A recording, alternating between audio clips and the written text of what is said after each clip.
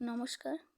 Upper primary TET পরীক্ষার 2026 সালে যে পরীক্ষাটা হতে চলেছে, তো সেই পরীক্ষার জন্য চাইল্ড ডেভেলপমেন্ট অ্যান্ড পেডাগজি থেকে যে প্রশ্নগুলো আসতে পারে, তার জন্য যে ধরনের প্রস্তুতি নেওয়া দরকার সেই সিলেবাস অনুযায়ী এখানে কন্টেন্ট দেওয়া হবে।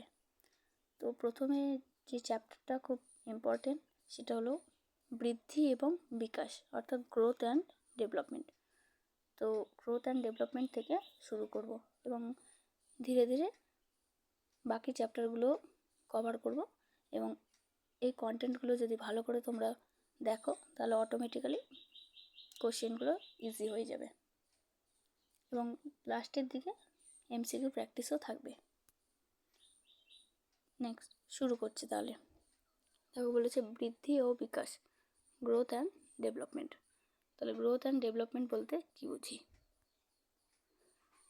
গ্রোথ বলছে, দেখো এখানে গ্রোথ কী কী হতে পারে, অর্থাৎ গ্রোথ প্রথমে দেখো মেজারেবল বা পরিমাপযোগ্য।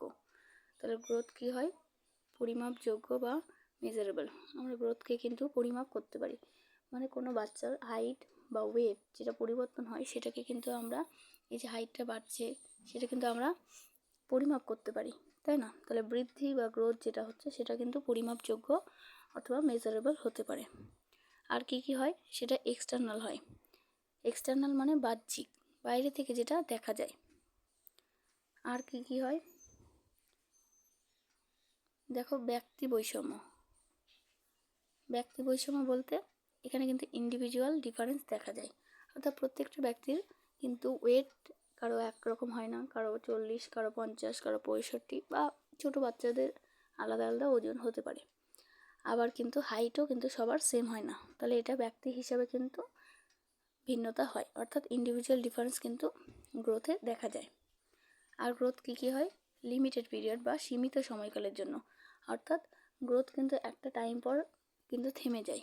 কিছুটা বয়স, অর্থাৎ মিনিমাম 18 বছর বয়স পর্যন্ত যেটুকু গ্রোথ হলো, তারপরে কিন্তু হাইটটা কিন্তু আর বাড়ে না। ওয়েটটার ক্ষেত্রে কিছু কিছু বাড়তে পারে, কিন্তু যেটা হাইট থাকে সেটা কিন্তু নির্দিষ্টই, তারপরে কিন্তু আর সেইভাবে বাড়ে না। বোঝা গেল? আর কি কি আছে গ্রোথ?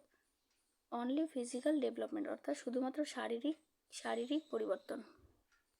কি হচ্ছে এখানে? শারীরিক পরিবর্তন হচ্ছে, অর্থাৎ বাইরে থেকে যেটা আমরা দেখতে পাচ্ছি, মেজারেবল বললাম মানে পরিমাপযোগ্য, বাহ্যিক, এবং যেটা হলো ব্যক্তি বিশেষে আলাদা আলাদা হয় এবং সীমিত সময়কাল, আর তার সাথে সাথে সেটা শারীরিক বিকাশ দেখা যায়। আরেকটা কি আছে? এটা বায়োলজিক্যাল প্রসেস বা জৈবিক প্রক্রিয়া। গ্রোথ কিন্তু এখানে জৈবিক, অর্থাৎ প্রত্যেকেরই বায়োলজিক্যালি হয় প্রসেসটা। এবং কোয়ান্টিটেটিভ চেঞ্জেস, কোয়ান্টিটেটিভ বা পরিমাণগত মানে ওই তো যেটা বাইরে থেকে মাপা যায় সেটাকেই বলে পরিমাণগত, তাই না? আমরা ওজনটাকে মাপতে পারি, হাইট বা উচ্চতাটাকে মাপতে পারি। তাহলে গ্রোথ কি? গ্রোথ হলো যেটা পরিমাপ করা যায়, যে পরিবর্তনগুলো দেখা যায় সেটা যদি বাইরে থেকে দেখা যায়, সময়কালটা সীমিত থাকে, অর্থাৎ একটা নির্দিষ্ট টাইম পর্যন্ত থাকে, এবং সেখানে শুধুমাত্র ফিজিক্যাল যে চেঞ্জগুলো সেগুলো দেখা যায়, এবং কোয়ান্টিটেটিভ চেঞ্জেস হয়, অর্থাৎ পরিমাণগত পরিবর্তন। তো পরিমাণগত পরিবর্তনটাই হলো কি মেনলি গ্রোথ। বোঝা গেল? আশা করি বোঝা গেল। নেক্সট বলছে ডেভেলপমেন্ট বা বিকাশ। What is development? তাহলে বিকাশ কি? এখানে বিকাশ দেখো, যেমন গ্রোথ বললাম, এবার বিকাশও কিন্তু মেজারেবল নয়, বিকাশ কিন্তু পরিমাপযোগ্য নয়। হলো গ্রোথ কিন্তু, এবার বিকাশকে পরিমাপযোগ্য নয় বা হ্যাঁ বলতে পারি তখন, কারণ গ্রোথ কিন্তু পরিমাপযোগ্য, আর ডেভেলপমেন্টের মধ্যে কিন্তু গ্রোথ আসে। এটা যদি পুরোটা ডেভেলপমেন্ট হয় আর এই ছোটোটা হবে গ্রোথ, তাহলে যেহেতু গ্রোথ কিন্তু মেজার করা যায়, তাই জন্য ডেভেলপমেন্টের মধ্যে যেহেতু গ্রোথ চলে আসে, তাহলে যেই জায়গাগুলোতে গ্রোথ আসবে সেইটুকু পার্টটা কিন্তু মেজারেবল, অর্থাৎ পরিমাপযোগ্য। কিন্তু বাকি যেটা আমাদের মানসিক গ্রোথ, শারীরিক গ্রোথ যেটা হচ্ছে, বা মানসিক বৃদ্ধি কি বলছি, যে শারীরিক বৃদ্ধি হচ্ছে যেটা, সেটাকে কিন্তু মাপা যাচ্ছে, কিন্তু মানসিক বৃদ্ধিটাকে মাপা যাচ্ছে না। তাহলে মানসিক বৃদ্ধির ক্ষেত্রে এটা মেজারেবল নয়, অর্থাৎ পরিমাপযোগ্য নয়, কিন্তু যেটা শারীরিক বৃদ্ধি হচ্ছে সেটা পরিমাপ করা যায়। তবে বলেছে ইন্টারনাল এবং সোশ্যাল, যে আন্তরিক এবং সামাজিক যে পরিবর্তন হয় সেটা কিন্তু বিকাশের মধ্যে দেখা যায়। বিকাশ ও ব্যক্তি বিশেষে কিন্তু আলাদা আলাদা হয়, ইন্ডিভিজুয়াল ডিফারেন্স এখানে আছে। এক একজনের এক এক টাইমে কিন্তু বিকাশ হয়। মানে একটা বাচ্চা হয়তো 18 মাসেই হাঁটতে শিখে যায়, কিন্তু কোনো কোনো বাচ্চা পুরোপুরি 2 বছর হয়ে গেলেও হয়তো মানে অনেক সমস্যা হয় কোনো ক্ষেত্রে, সেই ক্ষেত্রে কিন্তু তার সেইভাবে বিকাশটা হয় না। বোঝা গেল? এবার ইমোশনাল বিকাশটাও কিন্তু মানে ওর যে প্রক্ষোভ বা ইমোশন যেটা, সেটাও কিন্তু প্রভাব ফেলে। আর জন্ম থেকে মৃত্যু পর্যন্ত গ্রোথ যেমন একটা সময় পর থেমে যায়, কিন্তু বিকাশ কিন্তু জন্ম থেকে মৃত্যু পর্যন্ত চলতেই থাকে, টু টুম পর্যন্ত চলতেই থাকে। তবে বলছে বিকাশে কিন্তু শারীরিক বিকাশ থাকে, আবার মেন্টাল ডেভেলপমেন্টও থাকে, ফিজিক্যাল অ্যান্ড মেন্টাল ডেভেলপমেন্ট দুটোই থাকে। এই যে দেখা যাচ্ছে যেটা আর মেন্টাল, সেটা দুটোই।